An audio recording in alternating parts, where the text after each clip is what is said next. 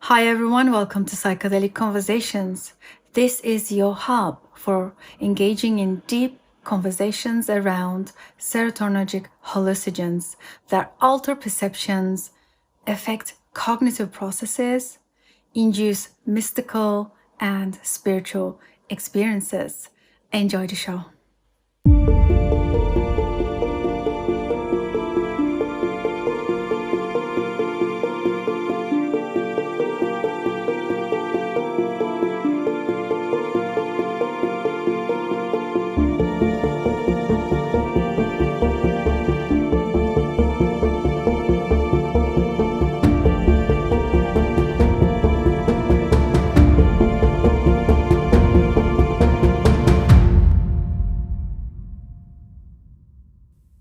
Hi everyone, welcome to another episode of the Psychedelic Conversations podcast. We're so excited to have you here, and I have an amazing guest for you today, Martha, and she is going to walk us through more on the scientific and harm reduction approach on psychedelics today. So welcome, Martha. Thank you so much, Susan. My name on Zoom currently says Marth. For some reason, we're missing an A, but yeah. That's okay. Yes. So I just want to give you guys a quick context and a background on Martha and her journey with psychedelics. So Martha works for Psychedelic Society UK, and that's how we are connected. I joined several of the webinars that Martha leads, and intuitively I was connected to her straight away. Her energy is awesome, and I'm just so happy that living in the UK myself, I'm just so happy to be able to connect with women in psychedelic space, and of course she's also has a team of women that they work together with the Psychedelic Society UK. So Martha is one of the ladies who runs the events on science, culture, and policy within the context of psychedelics and other plant medicines. She also works for Psychedelic Renaissance, which we're going to go into because this is so exciting. She is actually taking part in this UK documentary, long awaited. I was really excited to see the preview, which we'll go into that also. Psychedelic Renaissance is a documentary movie. It's soon to be launched, which we can also check in with Martha on that, and other various pieces. Also, Martha's mission is to spread important harm reduction information, and she's a proud volunteer for PsyCare UK with a background in neuroscience. Martha has an evidence research-based focus and passionate about disseminating information on the therapeutic purposes of plant medicines and other psychedelics to treat various medical conditions in hope to move closer towards ending the war on drugs. So this is amazing. Thank you for all the work you're doing, Martha. Thank you, Susan. Tell us a bit more about your background. You're from the UK, and I know you're a yoga teacher. That was your probably entry into the world of psychedelics. Yeah. Please give us a bit more about your story. Okay, so I grew up in a small town next to Blackpool in the north of England. I think growing up was always, I always felt a sense that I was a bit trapped, I guess, kind of growing up in a bit of what I saw as small town syndrome, and what some people might see as just a nice and comfortable life. But I was kind of always pushing for something more, I guess, something that kind of wasn't around me in the sphere of opportunities. And I discovered psychedelics when I was about 16, 17, and it was like something within me clicked and it made sense. And it's like I understood drugs for the first time in a way that I hadn't before. Even though I had experimented with other substances, I felt like I hadn't taken drugs before up until that point, because my first experience of LSD was a manifestation of really what I kind of had hoped to acquire from drugs, and drugs being, an altered state of consciousness. So I was, really, really interested in it and fascinated by the experience. And at the time, kind of being in the place that I was, there was so much stigma around psychedelics, and I think there probably still would be more in, you know, like smaller kind of towns today than perhaps where I am now in Bristol. But it's something that, you know, really interested me. And then I remember when I was 17, I came across a TED talk about using ketamine as a way to treat depression. So this must have been about 2016, when the psychedelic movement still hadn't really hit off. And it got me more fascinated by these drugs which produce altered states of consciousness and psychedelic experiences, but in a therapeutic context. And I guess my fascination within altered states of consciousness and mental health led me to go on to do my degree in neuroscience, where not only, you know, I'm fascinated by the therapeutic applications, but being a bit of a nerd, I really like all the chemistry and the pharmacology behind it. I'm a big fan of Hamilton Morris and Pharmacopedia, if any other chemistry nerds out there haven't yet discovered it. And so I, you know, had always kind of had this interest in altered states. And then when I kind of coinciding with my interest in psychedelics was a strong interest in yoga. So when I was younger, maybe about 13, I had quite a traumatic experience and found yoga as a way to, it first of all became a physical, you know, exercise I could go to, and then it kind of just manifested. I think quite a lot of people start yoga from a very exercise perspective and then carry on because they realize that the mental health benefits. And when I look back at the trauma that I went through in my adolescence and the introduction of yoga to my life, I see how yoga really healed that. And so I, you know, coinciding with my journey through psychedelics and using that as a route to treat mental health disorders has also been this fascination with yoga. And I think the way that I see, you know, psychedelics in its term is to mind manifest, and it's to venture with the inner psyche and, you know, see what it has to say and what it's telling you and how it can help you move through points of difficulty in your life. And so I very much see my journey into the psychedelic realm also having yoga as a part of that. And I think because, you know, yoga in its essence is so much more than the exercise. It's the breath work, it's the meditation, all of that, and all of those are ways in which you know, will manifest your mind and bring to surface your inner psyche. And so, you know, this kind of like led me to do a yoga teacher training, and then after that point I also got a job with the Psychedelic Society, and through working with the Psychedelic Society got work with the Psychedelic Renaissance. So I wrote the content for that, I write a lot of articles, and yeah, that's kind of me in a nutshell. So yoga, psychedelics, drug policy, harm reduction, that's my interests really. I love it. And yes, I definitely agree with you about yoga being a spiritual practice, because somehow in the West or in the modern way of living, we tend to come to these practices through a perspective of exercise or health and fitness and things like that. And then very soon we realize actually this is a way of life. This is a spiritual practice. So I'm glad you mentioned that, because I think a lot of us feel the same about yoga practices. And I also feel like psychedelics, yoga, meditation go hand in hand. You also talk about the integration processes, because also the webinars that you are leading with your creators, that integration is like the biggest part of the psychedelic journey. Unfortunately, how do you feel about, this is like an ongoing question, I'm sure you've been asked this, and I'm sure you guys covered this on your webinars.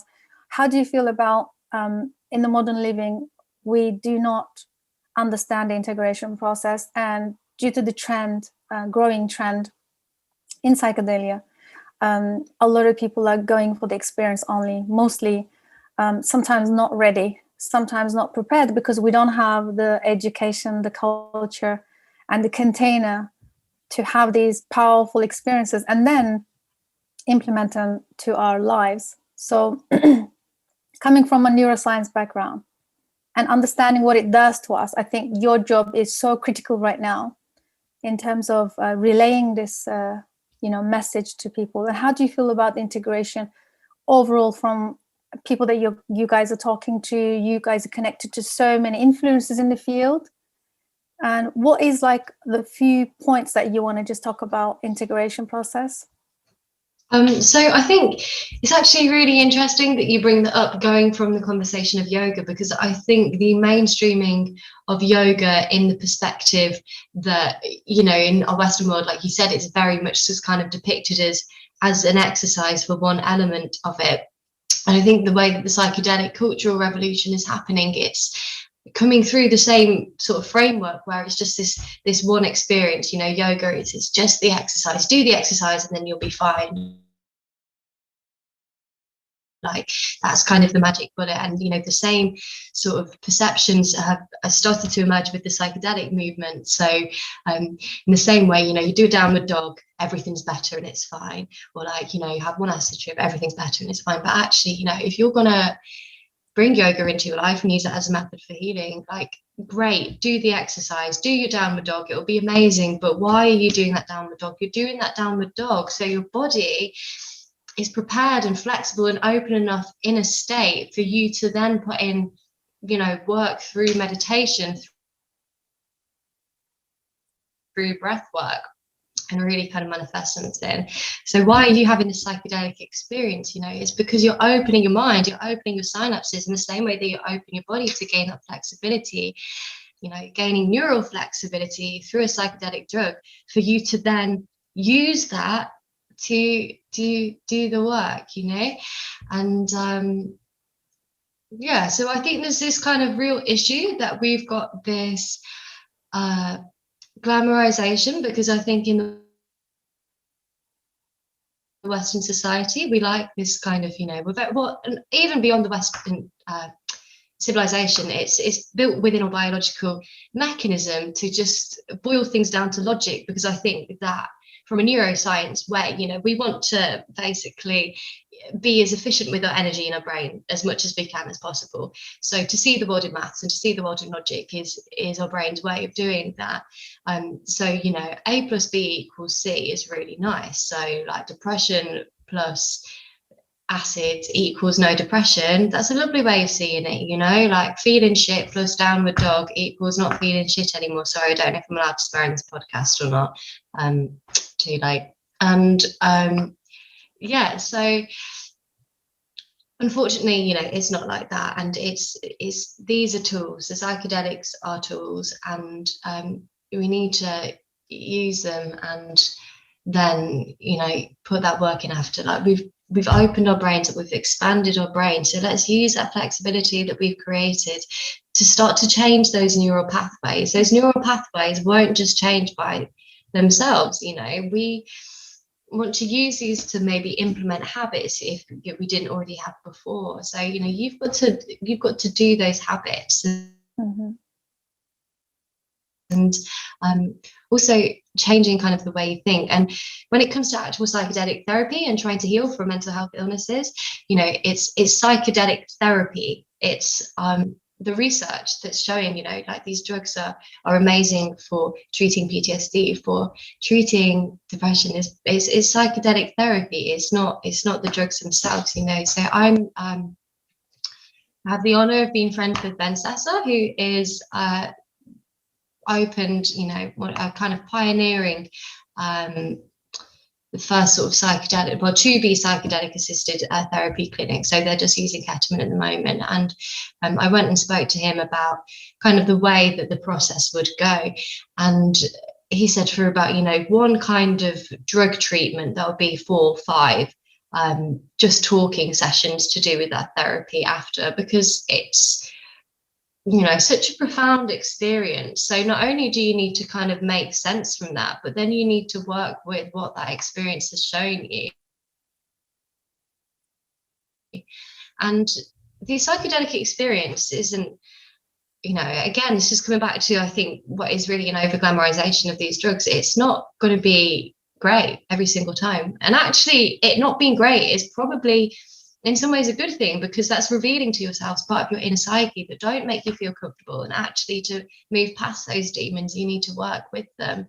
So, you know, sometimes you can have these experiences and you don't understand it, can't make sense of it, but by having that talking process afterwards, that will really help you kind of understand it a bit more and understand what you need to do in order to resolve that. You know, that the psychedelics are showing you something, they're showing you a message, so it's up to you to respond to that. And so psychedelic integration as well, you know, not all of us are taking psychedelics because we're healing on mental health disorders, you know, in a clinic. Some people are just taking them because, you know, it's great to just take them. And but these experiences are powerful, and I would recommend anyone who is planning on taking psychedelics to write about your experiences after, write them in a journal, talk to other people about them.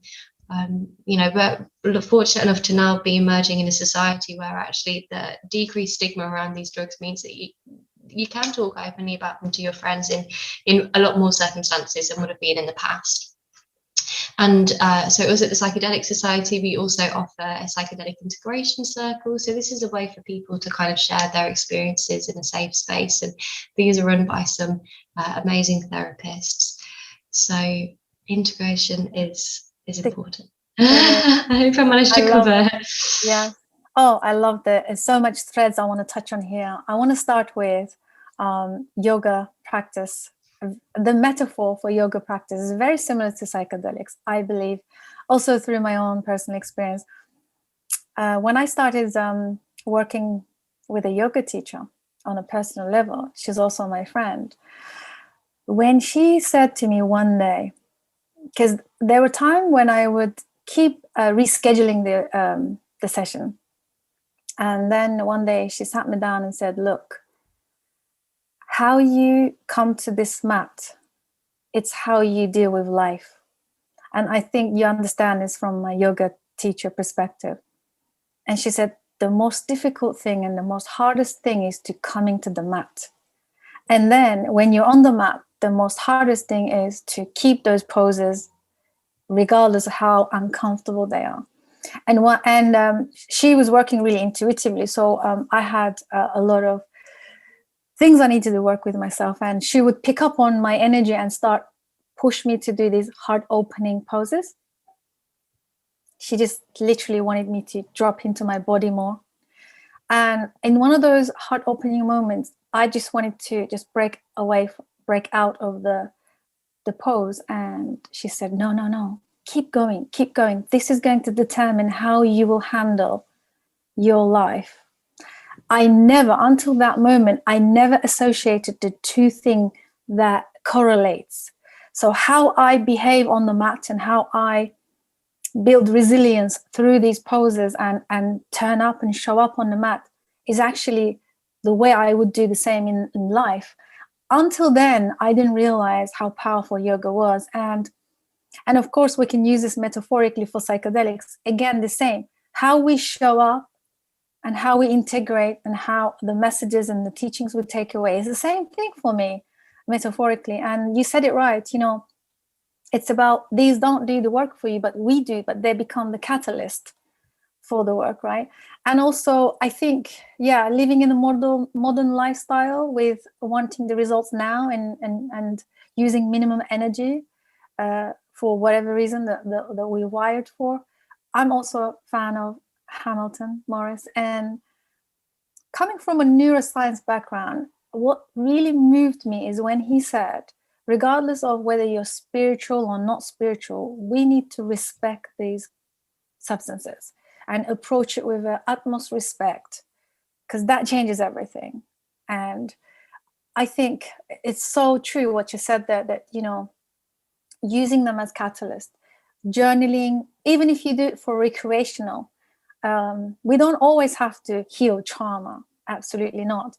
But I think having that sensitivity and respect was a game changer. I'm sure a lot of people would know if they watched his documentaries, which I'm currently discovering also. And yeah, I love how you metaphorically can correlate these two things. I think in life, everything's the same. For me, what we do through the psychedelic processes is the same applies in our lives, how we deal with it, right? So I think this education is missing in our society. And I believe this is the mission for organizations like yours, psychedelic societies, and the webinars that you're continually providing for people. And through this process, you said that the harm reduction is the key. Can we talk a bit more about that? Why is that? And why is it that, do you think we take it lightly, the effects of the substances and in our society? Why is it so important to have that harm reduction education?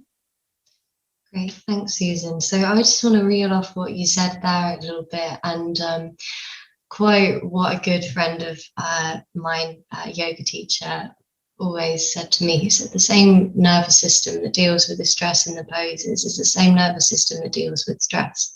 And he's completely true. Your stress response is the same nervous system every single time, the same nervous system in the psychedelic experience. And so your amygdala, the part of your brain that's involved in that fight or flight response, what you're doing in the yoga position is when that kind of screeches out of uncomfortability, you're learning to train that.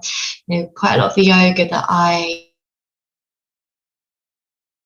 practiced in the later part of my journey was Bikram yoga, so hot yoga, and you were in a 45-degree heat studio and holding quite uncomfortable poses for a minute at a time. So it's just pure uncomfort, but that resilience that you build, it's the same resilience that applies for all aspects of everyday life. And I guess when you're talking about respect as well, the same part of your psychological being that respects that yoga mat, doesn't just eat pizza on it, and the same psychological being that respects the psychedelic substances that you're taking is the same part of your psyche, the same neurological processes that respect every beautiful bit of nature and every one of us around us. And that's just integrating gratitude and politeness. And I think these practices they're just ways of training our nervous system to be more optimal, and not in a kind of like let's sort of self-improve way, but just in a training our nervous systems to be more attuned, aware, grateful, all these things that I think we kind of lose in the hustle and bustle of 21st century life. So going to what you said about harm reduction, I sometimes in my brain I've compared psychedelics to having a wild animal, and some people own wild animals like tigers as pets, and they think because every time they're hugging it and stroking it, it doesn't react, it's it's fine, I've got a grip of it. But these are wild animals, and ultimately you don't have control of them. And I remember the story of this family that had a pet tiger, and one day the tiger just decided that he was a tiger and he ate them, and I don't think psychedelics necessarily will always be domesticated in the way that you want them to be, because it's our real kind of inner subconsciousness that is beneath that surface of our brain, which we occupy on an everyday. And it does affect that. It affects all part of your brain. It affects kind of the rational, the prefrontal cortex, but it's gonna also surface things that you're subconscious and you're not aware of. And ultimately, it can be dangerous. So I think within the Psychedelic Renaissance, so in the Psychedelic Renaissance, the project that I work for alongside Anya Alexiuk. So she does some really, really great work in journaling the ongoing psychedelic movement. And there's a really kind of non-biased way in which it's going, you know, we're like looking at this amazing transformation that we're having with psychedelics come into the mainstream and the plethora of wonderful cultural effects that can come from it, but also like the dangers of it. And one of the dangers is that we're exponentially seeing an increase in psychedelics in the press, but we're not seeing harm reduction information coinciding with that. And you know, there's also the issue of these drugs going into a corporatized market, and you know, there's kind of this fear of psychedelic billboards that they will get in the hand of profit-motivated corporations who don't care about harm reduction. They care about selling a product, and without the safety, then how are people gonna take this? You know, and again, going back to the evidence that's brought these drugs into the stream of popularity is all this evidence for them working as mental health treatment, and the context in which they're doing that is in a clinical setting where there's preparation, there's a sitter there, and then there's integration. And ultimately, harm reduction is not huge. It's not like there's loads and loads that you need to cover. Ultimately, these, you know, are personal experiences, and they're different for everyone every time, and you know, but there's just steps that you can do, that you can make to reduce this experience being negative, or reduce this experience being traumatic, because ultimately, you know, like going back to the wild animal thing, like they could be negative, and we can't control that, but what we can control is our ability to deal with it being negative and to transform that negative experience into something positive. And again, using that same nervous system that can transform all experiences negative into positive things. So yeah, I mean, that's kind of why harm reduction is important. Do you want me to go a bit more into some kind of basic harm reduction things, or? We can do, but first I just want to say thank you for the symbolic wild animal image, because that is probably spot on. And coming from the somatic background myself in training, yes, we are within us, there is this phenomenon that's, you know, unconscious, you know, we call it subconscious, unconscious, and when we take these substances, that is revealed. And how can we be sure what is going to be revealed when it's an unknown? So you're stepping into an unknowns of unknowns, and the outcome can be anything unexpected. That's why I think currently I'm quite happy that the psychedelics are coming back and making its way into the mental health, through mental health, because through that process we can create frameworks coupled with therapy and safe spaces and facilitators that are trained, and they probably have the ability and the skill to contain and guide people who are under the process. But those people who continually use it for recreational purposes, and they call it in the, you know, colloquial street, like tripping, they use it to get high or tripped. Of course they do these alone. Some people, you know, take these substances alone, even first time.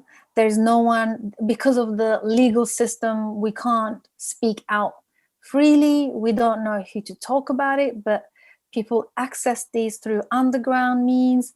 And sometimes the substances are so compromised, they have these adverse effects. You're alone. I've recently joined some of the Facebook groups where they talk about these, you know, tripping and the street type of thing, just so that I can, you know, increase the body of research I'm doing as well. And I'm just shocked and blown away with the amount of reports in the private Facebook groups about people running, screaming out into the fields and getting lost and not knowing where they are. And it's actually so scary. And that's when I realized, wow, what you guys doing is incredibly valuable.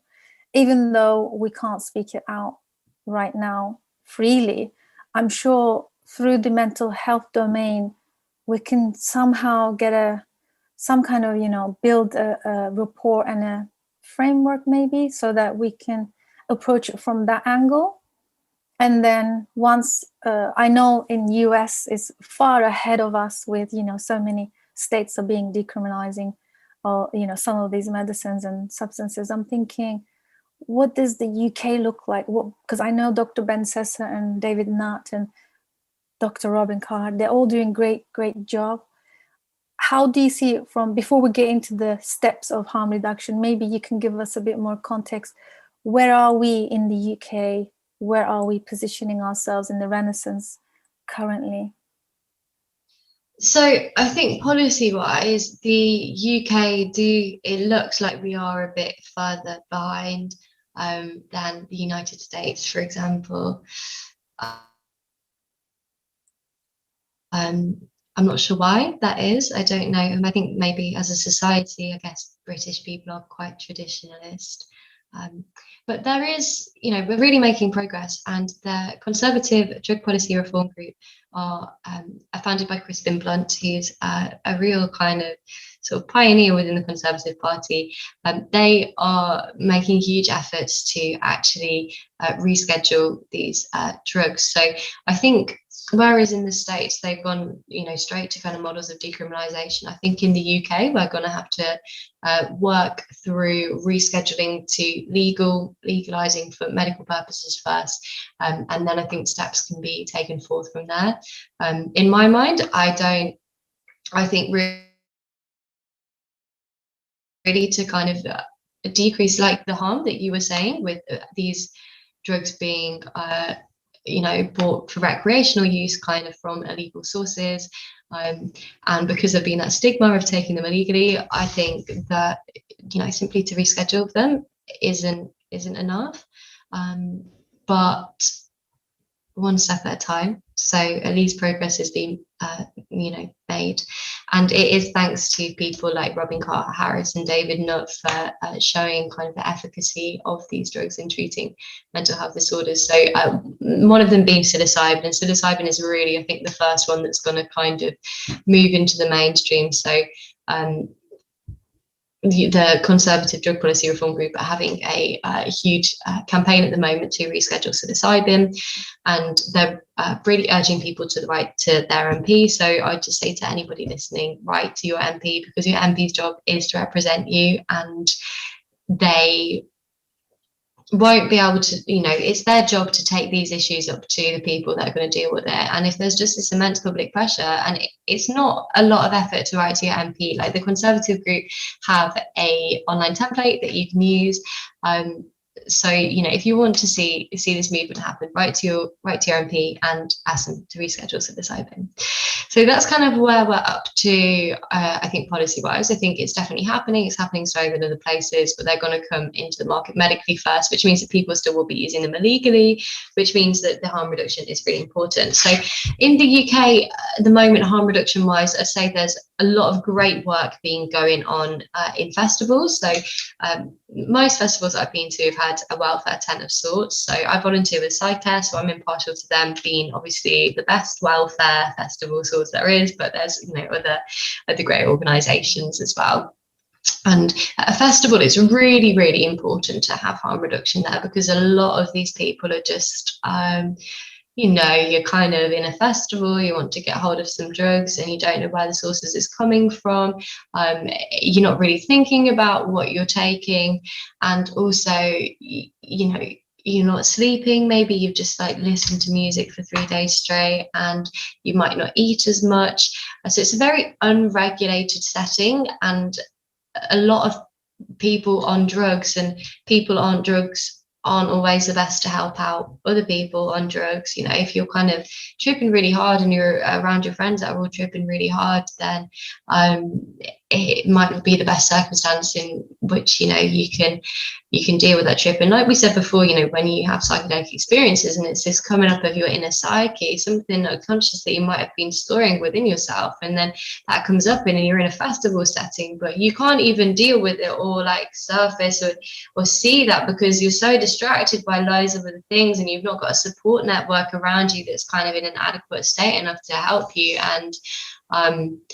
And that can be really traumatizing as well, because when something surfaces from your inner psyche that you have kind of let be down there for a while, and then you don't understand it and you can't deal with it because you just took it in an environment where you were either straight away distracted from it, or it just manifested into something which you couldn't really understand, it became horrible, and that can be really traumatic. So, you know, like Psycad, we kind of offer a safe space for people to come that's, you know, away from the main hustle and bustle of the festival, and it allows them to be with whatever's happening in their trip. So we don't really advocate for people to just kind of kill it off with some benzodiazepines or what I guess traditionalist, more old school kind of thought would be, because that can definitely lead to traumatization because it comes up and then they can't deal with it. It's just like, bam, shut it out.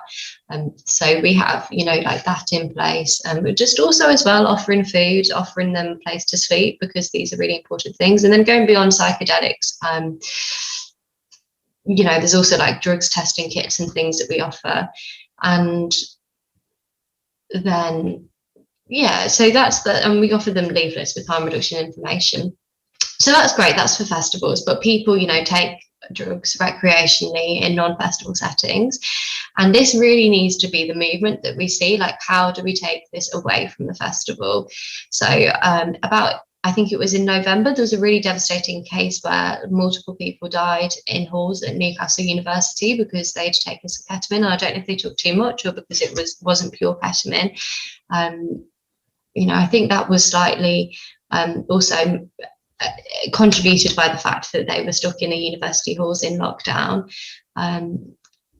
So universities, I think, are a really important place where this harm reduction needs to go. And I'm so proud that I helped co-found Drug Science and Psychedelic Research Society for my university alongside my good friend Liam, and I've kind of been keeping an eye on what those guys have been up to, even though I've not been involved in it anymore. And a couple of months ago I saw that actually they'd managed to get drugs testing kits available to students at the university, as well as someone to sit there and hand out harm reduction leaflets, which is amazing. I think all universities need to have that. University students do take drugs, so I think there needs to really be an open conversation about it and harm reduction available. And as well, I think it's something that needs to be more common knowledge. You know, when we teach our children in primary school, sorry, I'm going on so many tangents, but when we teach our children in primary school about sex, we're not advocating that they have sex at the age of like 10, but what we're doing is we're implementing that within their knowledge, within their sphere of knowledge. So when it does come to it, all the harms related to sex is prevented. So it's a preventative measure. And to prevent drug-related harm, we can do that to young children by, you know, teaching 10-year-olds about like what acid does and what cocaine does, and what happens when you take too much and how you might want to take it when you do. We're not advocating that 10-year-olds take drugs, but inevitably people want to explore altered states of consciousness. Human beings have always explored altered states, and they always will. So we need to have this preventative measure there, but whilst they're illegal and whilst there's a stigma around it, it's more difficult. But that's why, you know, people like you, Susan, like bringing these conversations to the table, and all the wonderful work of my colleagues at the Psychedelic Renaissance and Psychedelic Society is hopefully making that shift. So amazing. Yeah. Wow, you just touched on some of the most profound points here, and I want to just quickly open a window. Mm-hmm. What you guys doing with the Psyche UK, right? It reminded me of what MAPS Canada is providing for Burning Man. Is it the trip sitting? Yeah, so the Zendo project. Zendo, yeah. Is it very similar? Because you can explain to us what Zendo project is as well for our listeners who don't know. Yeah, so Zendo project essentially is the same thing as Psycare. I was fortunate enough to host a webinar in December with a wonderful lady from Zendo Project, as well as a member of Psycare and the Louvre, and another project in Austria called Psycare Austria. And it's all the same kind of vibe in that it's creating a safe space within the festival where people who are having difficult experiences related to drugs can go and not be traumatized by everything that's going on. So as far as I'm aware, in the same way that Psycare also kind of have more of a medical side of it that's related to just general dangers to do with street drugs. So, for example, overdose on ketamine and drug interactions. I'm sure that all members of Zendo would also be trained up to know about those essential things. But I think because the Burning Man is a very psychedelic festival, there's a huge kind of focus on the psychedelic experience and kind of being able to allow a safe space for you to deal with whatever's surfaced. So yeah, I actually read in an article that since Zendo Project was offered to Burning Man experiences, a lot of the harm is actually reduced, and there's more better experiences that people are having. And I actually came across Zendo Project not through the founder, Rick Doblin, but I actually came through Tim Ferriss, out of all people. Apparently, Tim Ferriss undergone the training, being a trip sitter in the Zendo Project. And I think we can definitely mention here that Maps Canada, if you guys go to the website, you can see they have a whole information, a PDF on harm reduction, like Martha is talking about here, and ways to facilitate and hold space and just be a trip sitter, basically take care of the body of the person, the physical body, while they have the experience. I think these are so important, and I like the fact that you touched on the one in the UK. I didn't know we had one in the UK, so I'm so glad you mentioned. For those of you here in the UK, this is great. So I will put all the links as well in the notes, show notes, that everyone can reach and understand and also learn about these projects, because these are so important. And again, what you said about teaching children from young age, I think it is time that we need to lay down the stigma, the collective stigma and the negativity around psychedelics, and start thinking properly, authentically about what can we do. Because I think all of these years, since the 50s, when they came to the scene and then it was quickly, buried underground, I think we need to move on from this. We're in a different era. There's emerging younger generations who are far more open to these experiences. And like you said, can we stop denying that university students, they do experience, they do take these substances, and we need to stop pretending they don't, and we need to really have open conversations, for sure. And this is not my experience, Martha, by the way. I came into the psychedelic space very, very late in my life, which kind of good thing for me, because I don't carry any of the stigma or the recreational attachment to, or recreational relation to it, or the negativity. I truly just, once I discovered, I just started thinking of them as medicines, interestingly, like to a point where I can't even imagine it as a recreational substance, to be honest. It's that deep for me. But again, we need to have open conversations, that young people are far more open-minded.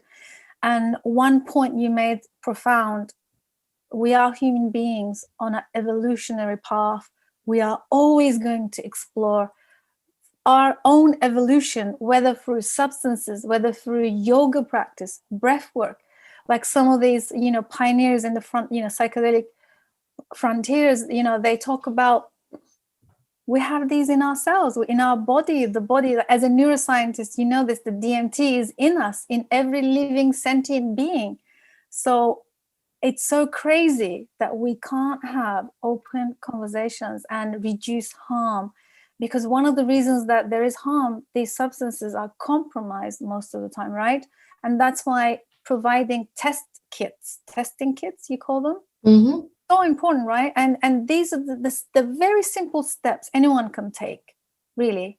So yeah, so thank you so much for bringing all of these to our awareness, because these are huge concepts that we need to start learning about, and definitely walk away from that collective stigma around substances, honestly.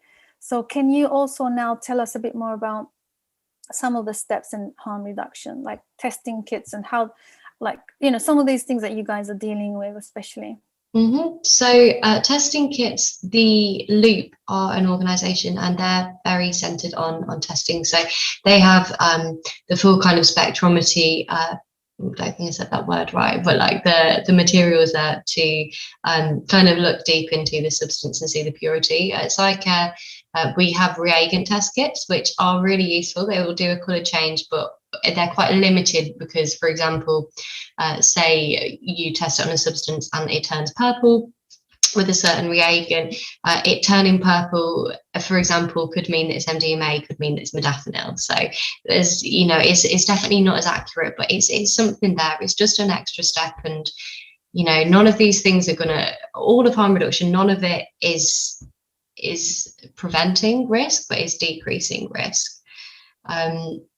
So in regards to good resources as well, you mentioned MAPS. So MAPS have a manual of psychedelic support, and that is predominantly based for the festival setting, but it can be applied to anybody taking psychedelics. So I guess, do you want to talk more about general harm reduction, or just harm reduction in relation to psychedelics? Yeah, well, relation to psychedelics, well, things that you know that really believe that helps people to know currently. Yeah. Okay. So I think, you know, just kind of on a general level is like, know what you're taking. There's so much information out there, like Wiki, Psychonaut Wiki is a great resource. They can tell you all about different doses. And so dosing is also really important. It's always better to start smaller and make your way up, because, you know, you can always go higher if you need to, but when you're up there, you can't go lower.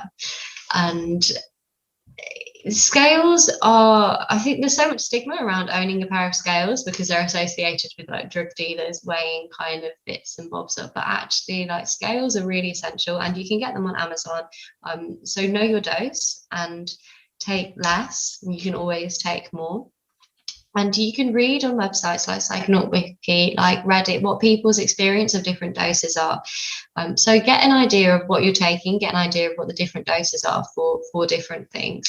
And kind of have an idea of, you know, it's quite nice, I think, sometimes when something surfaces or you have an experience that you weren't aware that was going to happen, and then it actually turns out to be something like better than you anticipated. But it's good to kind of know sort of what you're getting. You know, I've spoken to a lot of people that have taken salvia and had really bad times, and I've always said to them, I'm like, did you know what salvia was like? And they were like, no, we had no idea, we just bought it on the internet because you could buy it on the internet. And it's like, okay, what is salvia necessarily like a really awful experience then, or was it just awful that you went to a place that was so profound and you didn't know it was profound?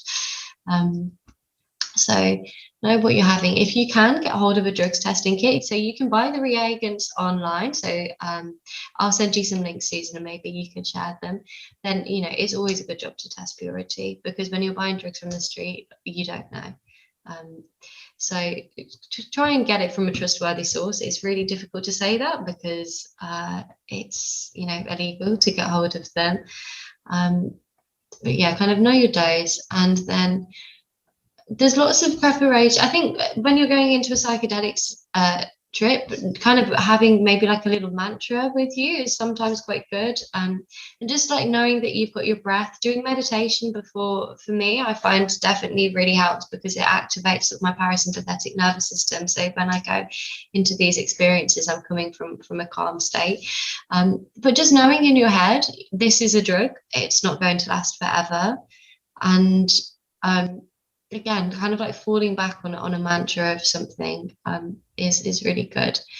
And if it's your first time taking a substance, it's definitely recommended that you have a trip sitter. So a trip sitter is someone that is somebody that you trust that isn't necessarily taking the drug. And they don't need to be with you all the time. It's quite nice to just have someone in the house, and then you can sort of, if you're taking it in your own home, I guess you could like be in your room and then just know that there's someone downstairs, just in case things do become scary and you kind of want a bit of attachment back to your reality.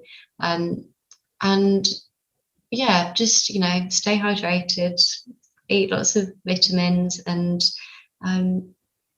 just be careful, just be careful and kind of appreciate each experience as it comes. If something's like great, it doesn't mean that you need to take more, because that bit more might actually push you over the edge. Like, enjoy that greatness as it is.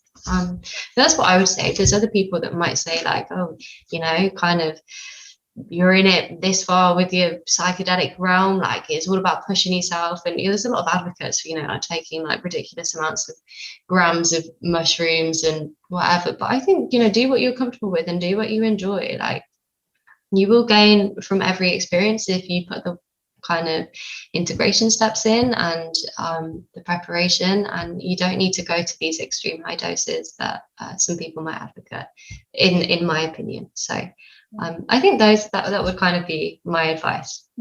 These are great first step, foundational, points to consider for sure. And what I'm hearing here the most is take responsibility. Take that responsibility of your own experience. Make sure you go to resources that are reliable, maybe word of mouth. Don't buy from people you don't know. Like, these are the things that just kind of scream at me when I think of young people exploring, young or doesn't matter, anyone exploring. And one of the things that I always come to is like, don't do it out of desperation or because it's a trend. And I think anyone who goes into the psychedelic space, sooner or later, they realize how serious and how profound and potent these substances are. So they make mistakes. Of course, we all do. But with the harm reduction, at least we can, like you said, prevent some of these, very harmful effects or traumatizing effects. I think this is great. Okay, amazing. Thank you so much for all of your wisdom that you shared here, Martha. It's so helpful. And as we're coming to the end of the conversation, any closing notes, wisdom you want to share? No, I think that's all good from my end. Just thank you so much for inviting me on, Susan, and thank you so much for continuing to increase the conversation around psychedelics and doing the work that you're doing. Thank you. Thanks, Martha. Yeah, the purpose of these conversations is truly to become more aware of what are these, and like I said, my intention is to really kind of lay down those stigmas around the substances and just kind of, find ways to integrate them into our lives and into our, daily mundane lives, because these are our allies in a way, right? Because we're never going to stop exploring. And what a beautiful way that now, with the help of you and your colleagues and everyone in the space, we are heading towards the Renaissance. And just one last thing I wanted to ask you about the documentary that is upcoming documentary. When do you know the release dates and how it would be available, and what was the intention of so I've kind of jumped on this is a documentary that's been in the making for like 6 years, and I only really started working in at the end of October for the project. So I'm more kind of involved in the ongoing content that we've got to our followers. So I've got quite a lot of blogs. If you type in Psychedelic Renaissance, then you can read some of my articles. So I don't actually know too much about kind of where the process is at with the documentary itself. I know it's still having editing work being done. So and we're still kind of in the process of getting funding for all the final edits and cuts. So please, donate to the project. That's always really appreciated. I can't imagine it being maybe sometime, maybe in a year max, I think. But I also don't know. So I'm really sorry I'm not able to kind of give you a definitive answer. But, if you follow the Psychedelic Renaissance, then there will be updates about where the project is going to. And it's really just kind of as a documentary, I had the honor of being following the Psychedelic Renaissance for the past 5 or so years, and where we've really seen this huge exponential change. So it's great that it's all been kind of followed and journaled in its growth. And actually, we have the honor of having cuts now from the coronavirus, and we were able to do some interviews with some really good key speakers about how coronavirus has affected everything. So it's all relevant and up to date. And it just kind of takes the stories and wisdom from many people in the psychedelic sphere, such as Ben Sessa, who we mentioned before, Rosalind Watts, who's running the psilocybin for depression trials at Imperial College London. We have Chris Timmerman, who's doing a lot of really kind of groundbreaking research in DMT. And it's just kind of following these people's stories and where they're at in the Renaissance and sort of looking towards the future. Follow us and read our articles and sign up to our newsletter, support the project. And also write to your MP. Everybody write to your MP, because if we want the drug policy to change, this is, a fundamental way to do that. So that's another final bit from me. Amazing. Thank you for all the reminders. So I will be sharing all the links to Psychedelic Society UK and the Psychedelic Renaissance documentary. I've actually had the privilege and pleasure through you to be able to access to the preview of the documentary, and I was really moved by it. I've never seen psychedelics, the story of the psychedelics and the future of psychedelics told in the way that the documentary is presented to us. I was really moved, and at the end I was actually quite emotional that I couldn't help myself reaching out to Anya and congratulating her, because it was so moving and profound. So thank you again. So all the listeners, I will have all the links, and if you're in the UK, don't forget to write to your MPs. This is how we're going to do our part, and keep taking responsibility, keep owning and being your own advocate, and keep learning, keep educating, and be informed of the psychedelic renaissance that we're heading. It's already here, and the future is psychedelics. So let's do our part all together. Thank you, Martha. Thank you so much. Thank you, everyone, for listening and tuning in. I'll see you guys on the next one. Bye for now.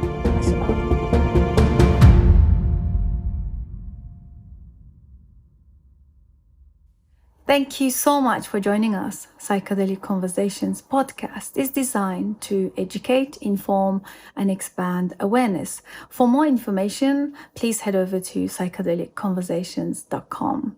You can also share with your friends or leave a review so that we can reach more people.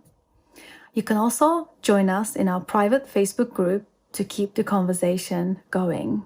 This show is for information purposes only, and it is not intended to provide mental health or medical advice. Thanks for listening.